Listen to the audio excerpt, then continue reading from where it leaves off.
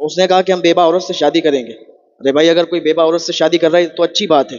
हुजूर पाक सल्लल्लाहु ताला अलैहि वसल्लम ने हज़रत खदीजतुल कुबरा से शादी की।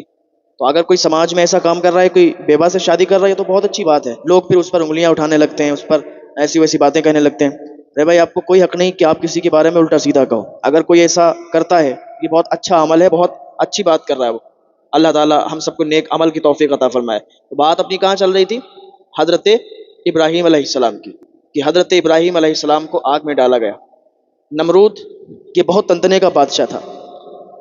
नमरूद के पास लोग आते थे, ये उन्हें गल्ला दिया करता था। हजरत इब्राहीम अलैहिस्सलाम जो कि अलल ऐलान ये लोगों को बताया करते थे कि लोगों, सिर्फ अल्लाह है और अल्लाह के अलावा कोई नहीं है। अल्लाह एक है, अल्लाह ही ने हमें पैदा किया है और अल्लाह ही हमें मार सकता है।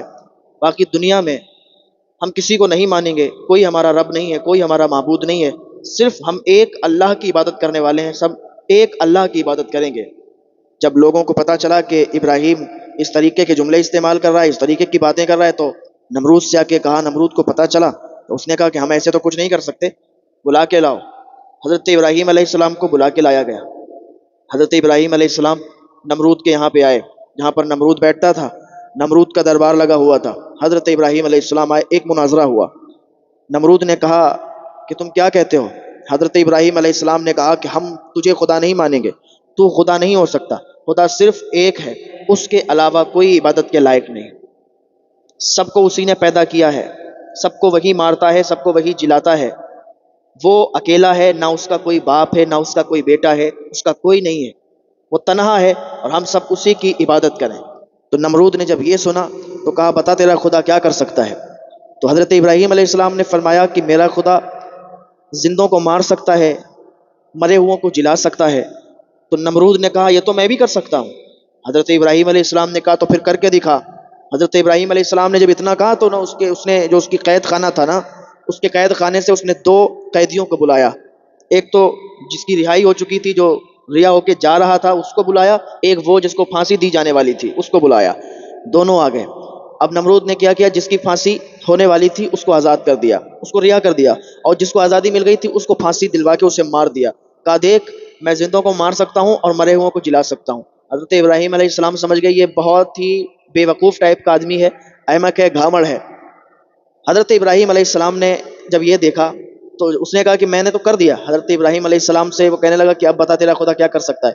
हज़रत इब्राहीम अलैहिस्सलाम ने फरमाया कि तू खुदा है तो पश्चिम से सूरज निकाल और पूरब में डुबो दे। जब इतना उसने सुना तो अब तो उसके पास कोई दलील रह नहीं गई थी ना। अब तो उसके पास कोई ऐसी दलील नहीं थी कि वो पेश करता और साबित करता कि हाँ ऐसा वैसा। तो उसने क्या सोचा, प्लान बनाया ना। हज़रत इब्राहीम अलैहिस्सलाम जब वहां से चले गए और हज़रत इब्राहीम अलैहिस्सलाम को उसने कुछ भी नहीं खाने के दिया, गल्ला नहीं दिया, और ऐसे ही भगा दिया। हज़रत इब्राहीम अलैहिस्सलाम के साथ में कुछ और लोग थे। आप एक पहाड़ी पर जाते हैं, एक थैला था आपके पास, उसमें रेत भरते हैं, अल्लाह ताला की बारगाह में दुआ करते हैं, वो रेत आटे में तब्दील हो जाती है और हज़रत इब्राहीम अलैहिस्सलाम उस आटे को गूंथते हैं, उसकी रोटियां बना के खाते हैं और उनके साथी खाते हैं। हज़रत इब्राहीम अलैहिस्सलाम के लिए नमरूद ने अब एक मंसूबा बनाया कि इब्राहीम को आग में डाला जाए। वो आग जलाई गई और कई दिनों तक वो आग भड़काई गई। उसमें हज़रत इब्राहीम अलैहिस्सलाम को डाला गया। लोग तमन्ना करते थे, आरजुएं करते थे।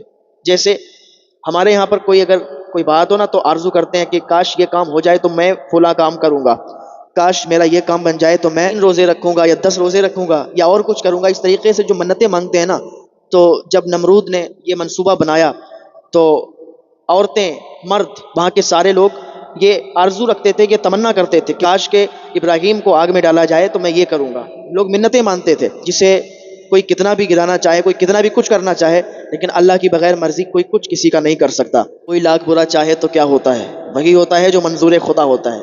हाँ भाई, हज़रत इब्राहीम अलैहिस्सलाम के लिए ये मंसूबा बनाया गया। अब हज़रत इब्राहीम अलैहिस्सलाम को आग में डालने के लिए नमरूद तैयार था। हज़रत इब्राहीम अलैहिस्सलाम को आग में डाला गया। जब हज़रत इब्राहीम अलैहिस्सलाम आग में डाले गए, आग फूल बन गई और हज़रत इब्राहीम अलैहिस्सलाम को कुछ भी नहीं हुआ। उस दहकती आग में हज़रत इब्राहीम अलैहिस्सलाम को डाला गया और वो दहकती आग फूल बन गई। हज़रत इब्राहीम अलैहिस्सलाम सलामती के साथ बाहर निकल आए। बात हज़रत इब्राहीम अलैहिस्सलाम की आ गई तो मैंने ये अर्ज़ कर दिया। अक्सर लोगों को मालूम है, ये लोगों ने सुन रखा है, लेकिन ہم جس کا ذکر کرتے ہیں نا، ولیوں کا ذکر کرتے ہیں، نبیوں کا ذکر کرتے ہیں، اگرچہ ہم نے سن رکھا ہوتا ہے، لیکن پھر بھی جب ہم حضور کا ذکر سنتے ہیں، نبیوں کا ذکر سنتے ہیں، ولیوں کا ذکر سنتے ہیں، تو ہمیں ایسا لگتا ہے نا کہ ہم ابھی ذکر سن رہے ہیں، کیونکہ اللہ والوں کا ذکر کبھی پرانا نہیں ہوتا، جتنی بار سنو گے اتنی بار تمہیں نیا ہی نظر آئے گا۔ حضرت داؤد علیہ السلام کا زمانہ ہے، حضرت داؤد علیہ السلام کے زمانے میں ایک ایسا گھر ہے کہ جہاں پر بالکل کھانے کے لیے ان کے پاس ایک بھی دانہ موجود نہیں ہے، کوئی انہیں مزدوری پر بھی نہیں لے جاتا، لوگ آتے اچھے اچھے لوگوں کو لے کے چلے جاتے، یہ ایک ایسا غریب ایسا مزدور تھا کہ اس کے گھر فاقے ہو رہے تھے، اللہ کی بارگاہ میں ہاتھ اٹھاتا، دعا کرتا، اے پروردگار عالم مجھے حلال رزق عطا فرما دے۔ حرام کھانے کی عادت نہیں تھی، آج تو ہمیں اگر حرام کا مل جائے نا تو سارے ہی ہڑپ کر جاتے ہیں، لیکن وہ اللہ والے ایسے ہوتے ہیں ان کے سامنے حرام چیزیں پڑی رہتی ہیں وہ انہیں ہاتھ بھی نہیں لگاتے، تو وہ شخص اللہ کی بارگاہ میں ہاتھ اٹھا کے دعا کرتے ہیں کہ اے پروردگار عالم حلال رزق عطا فرما دے۔ یہ بیان بھی اگر دل سے سن لیا نا تو دل کے دریچے کھل جائیں گے، دل باغ باغ ہو جائے گا۔ اس شخص نے دعا مانگی، کہیں سے ایک بکری، بہت ساری روایتیں ہیں، کہیں پر کچھ لکھا ہوا ہے کہیں پر کچھ لکھا ہوا ہے، تو ایک بکری چل کے آ گئی، تو اس بکری کو اس غریب انسان نے کاٹ کر اور بنا کر کھا لیا۔ جب اس بکری کو کھایا اور جو باقی کا گوشت تھا وہ تقسیم کر دیا، جتنا اسے کھانا تھا پیٹ بھرنا تھا اس نے بھر لیا۔ اب اس میں دیکھیں کہ یہ منظر کیسے تبدیل ہو جاتا ہے، کیسے بدل جاتا ہے۔ جب اس نے کھا لیا، پیٹ بھر گیا، اللہ کا شکر ادا کیا، اتنے میں ہی جس کی وہ بکری تھی اس بکری کا مالک ڈھونڈتا ڈھونڈتا وہاں پر آ گیا۔ اب اس شخص کا گھر جب پتہ چلا کہ ہماری بکری اس کے گھر گئی، گاؤں کے لوگوں نے، محلے کے لوگوں نے بتایا کہ فلاں شخص کی طرف تمہاری بکری گئی تھی اور آج اس نے گوشت بھی تقسیم کیا ہے، شاید تمہاری بکری ہی کاٹی ہوگی۔ جب اس سے پتہ چلا کہ میری بکری کو اس نے ذبح کر دیا، کھا گیا، تو آیا اس کے گھر پہ اور کہنے لگا کہ تم نے میری بکری کو ذبح کر کے اور لوگوں میں بھی تقسیم کیا، خود بھی کھایا۔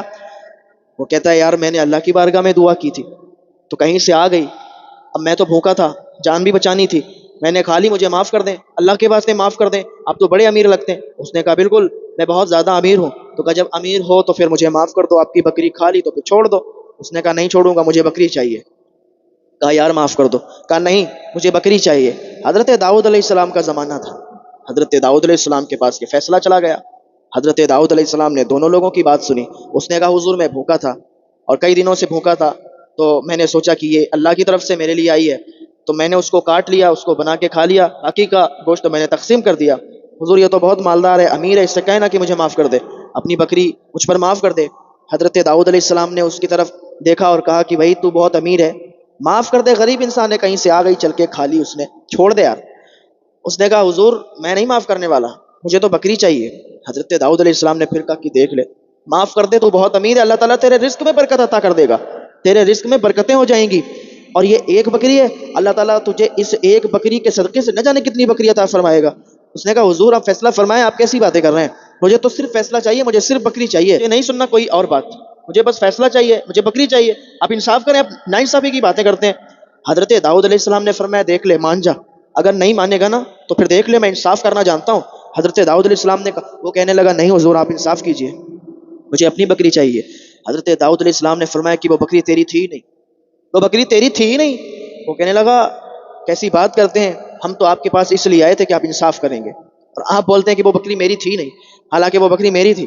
حضرت داؤد علیہ السلام فرمانے لگے کہ ابھی تو بکری کی بات تھی، مان جا یار مان جا۔ وہ کہنا نہیں نہیں آپ غلط فیصلہ کرتے ہیں۔ حضرت داؤد علیہ السلام نے فرمایا غلط فیصلہ؟ کہا وہ تیری بکری بھی نہیں تھی اور تیرے پاس جتنی بکریاں ہیں وہ تیری نہیں ہیں۔ وہ اٹھ کے کھڑا ہو گیا، کیسا فیصلہ کرتے ہیں؟ حضرت داؤد علیہ السلام نے فرمایا تیرے پاس جتنی بکریاں ہیں وہ تیری نہیں ہیں، تیرے پاس جتنا مال ہے وہ بھی تیرا نہیں ہے۔ اب اس کو تو بالکل عجیب سا لگا کہ کیسا فیصلہ کرتے ہیں آپ، کیسی باتیں کرتے ہیں آپ، تو یہاں پر فیصلہ کرنے کے لیے بیٹھے ہوئے ہیں اور آپ عجیب طریقے کی باتیں کر رہے ہیں، ہمارے پاس جتنی بکریاں ہیں وہ بھی میری نہیں ہے، ہمارے پاس جتنا مال ہے وہ بھی میرا نہیں ہے۔ حضرت داؤد علیہ السلام نے اسی بات پر پھر کہہ دیا، کہا تو بھی اسی انسان کا غلام ہے، اسی غریب انسان کا غلام ہے، تیری وہ بکری بھی اسی غریب انسان کی تھی، تیری ساری بکریاں بھی اسی غریب انسان کی ہیں، تیری ساری دولت بھی اسی غریب انسان کی ہے، تو بھی اسی غریب انسان کا غلام ہے اور تو کچھ بھی نہیں ہے۔ حضرت داؤد علیہ السلام کے اس فیصلے کو سن کر وہ کھڑا ہو گیا اور عجیب طرح کی باتیں کرنے لگا، کہنے لگا حضرت میں تو سمجھتا تھا کہ آپ انصاف کرتے ہیں، آپ نے تو آج ساری حدیں پار کر دی، آپ نے تو میں نہیں سمجھ سکتا کہ آپ کیا کر رہے ہیں، آپ نے کیسا فیصلہ کر دیا۔ حضرت داؤد علیہ السلام نے فرمایا تجھے سمجھنا ہوگا، سارے لوگ بھی بالکل حیران ہیں کہ یہ کیسا ہو سکتا ہے کہ ایک غریب انسان اس کی بکری اور اس کا مال بھی اسی کا بتا دیا، اس کو بھی اسی کا غلام بتا دیا. سارے لوگ بالکل حیران ہیں. حضرت داؤد علیہ السلام نے فرمایا صبر کرو، میں تم کو سب بتاتا ہوں. حضرت داؤد علیہ السلام نے دو جلادوں کو بلایا، اور جتنا جمگٹ تھا، جتنا مجمع تھا نا، سارے لوگوں کو کہا اکٹھا ہو جاؤ، چلو ہمارے ساتھ، آگے آگے ہم چلتے ہیں، پیچھے پیچھے تم چلو. حضرت داؤد علیہ السلام چلے گئے آگے آگے، باقی سارے لوگ پیچھے پیچھے. دو جلاد لیے ساتھ میں چلے گئے جنگل کی طرف. ایک جنگل کی طرف پہنچے نا، ایک درخت تھا، اس درخت کو جلادوں کو حکم دیا کہ اس درخت کو ہٹاؤ یہاں سے، اس درخت کی جڑیں کھودو. حضرت داؤد علیہ السلام کے حکم پر ان جلادوں نے نا درخت کو کھودنا شروع کر دیا. اس کی جڑوں کو کھودنے لگے نا، تو کیا دیکھتے ہیں کہ ایک خنجر نکلا. اس خنجر کو نکالا، اور خنجر نکلنے کے بعد پھر دیکھتے ہیں کہ وہاں پر ہڈیاں نکلنے لگیں. ایک کٹا ہوا سر نکلا. اب حضرت داؤد علیہ السلام تو اللہ کے نبی، حضرت داؤد علیہ السلام نے پیڑ سے کہا تو پیڑ بھی بولنے لگے کہ ہماری جڑوں میں آپ کھودو، اس میں دیکھو ایک کٹا ہوا سر نکلے گا. تو اللہ کے نبی سے معجزے ہوتے ہیں. حالانکہ وہ تو ہڈیاں بن چکی تھی، لیکن اللہ کے نبی، ان کی بات تو پتھر بھی سنا کرتے ہیں، پیڑ بھی سنا کرتے ہیں. حضرت داؤد علیہ السلام نے اس سر کو نکالا، اس خنجر کو نکالا، اور کہا پہچانتے ہو اسے؟ اس خنجر کو جانتے ہو اور اس سر کو جانتے ہو؟ جب اس نے اتنا دیکھا تو کہا یہ کیس ابھی آپ کو کھولنا کیوں تھا؟ آپ چاہیں تو میری ساری بکریاں لے لیں، آپ چاہیں تو میرا سارا مال لے لیں، لیکن یہ کیس آپ نے اوپن کیوں کر دیا؟ حضرت داؤد علیہ السلام نے فرمایا بات اور کچھ مت کرو، یہ بتاؤ کہ تم اسے جانتے ہو؟ اس نے کہا حضور میں جانتا ہوں، یہ میرا مالک ہے. حضرت داؤد علیہ السلام نے سارے لوگوں سے کہا سنو، بات ایسی ہے نا، یہ جو کٹا ہوا سر ہے یہ ایک بہت مالدار انسان ہے، اور یہ جو غریب انسان ہے نا جس نے بکری کھا لی اس کی، یہ اسی مالدار انسان کا بیٹا ہے. اور اس مالدار انسان کا یہ جو امیر ہے، یہ جو ماننے کے لیے تیار نہیں تھا، یہ جو آج امیر بنا بیٹھا ہے، یہ کبھی غریب تھا. اور اسی جو جس کا سر میں دکھا رہا ہوں نا تمہیں کٹا ہوا، اسی کا غلام تھا. اس نے پیسوں کی، دولت کی خاطر اس کی گردن الگ کر دی، اس کو مار دیا، اس کا قتل کر دیا، اور اس کی ساری دولت ہڑپ کر لی، اور امیر بن کر بیٹھ گیا. تو اب بتاؤ کس کا حق ہے؟ سارے لوگوں نے کہا بات آپ کی سچی ہے، آپ سچے ہیں، یہ سارا مال بھی اسی غریب انسان کا ہے، اور یہ بھی اسی غریب انسان کا غلام ہے.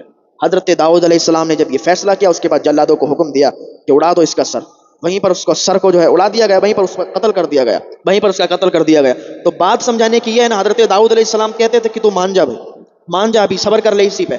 تو یہاں سے ایک درس یہ ملتا ہے نا کہ انسان کو جتنا مل جائے اس میں صبر کر لینا چاہیے بھائی، آگے نہیں کودنا چاہیے. پتہ نہیں ہمارے لیے کیا بہتر ہے اور کیا نہیں. جو بہتر ہوتا ہے نا ہمیں وہی ملتا ہے، جو ہمارے حق میں بہتر ہوتا ہے ہمیں وہی ملتا ہے. ہم کسی بات میں نا اپنی ٹانگ نہ اڑائیں کہ ایسا نہیں ایسا نہیں، ہمارے لیے ایسا ہونا چاہیے تھا، ایسا ہونا چاہیے تھا. ارے بھائی، جس کے پاس کچھ بھی نہیں ہے وہ بھی خوش ہے، جس کے پاس ایک سائیکل ہے وہ بھی خوش ہے، جس کے پاس موٹر سائیکل ہے وہ بھی خوش ہے، جس کے پاس کار ہے وہ بھی خوش ہے. سارے لوگ اپنی اپنی جگہ خوش ہیں. اللہ کا شکر ادا کریں یار کہ اللہ تعالیٰ نے آپ کو جو دیا ہے بہت اچھا دیا ہے. اللہ کی بارگاہ میں دعا ہے اللہ تعالیٰ ہم سب کو نیک عمل کی توفیق عطا فرمائے. اللہ تعالیٰ امتحان لے جائے، امتحان میں پاس ہونا ہے، ہمیں امتحان میں فیل نہیں ہونا ہے. ہاں، اللہ تعالیٰ کبھی رزق سے آزماتا ہے، کبھی پیسوں سے آزماتا ہے، کبھی دولت سے، کبھی اولاد سے آزماتا ہے. ہمیں ہر آزمائش میں کامیاب ہونا ہے.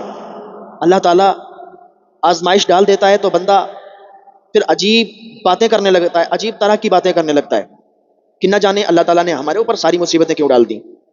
کیا ہم ہی ملے تھے؟ اس طریقے کے جملے، اللہ اکبر، اس طریقے کے جملے نہ استعمال کرنا کبھی بھی. اگر اللہ کی جانب سے آزمائش آئے نا، اس آزمائش پر کھرا اتر جانا اور اللہ کا شکر ادا کرنا. نہیں چل رہا اگر کاروبار ابھی، تو کوئی بات نہیں، ایک دن وہ بھی آئے گا کہ آپ کا کاروبار ایسا چلے گا کہ لوگ دیکھیں گے. آپ اللہ کا شکر ادا کرتے رہیں.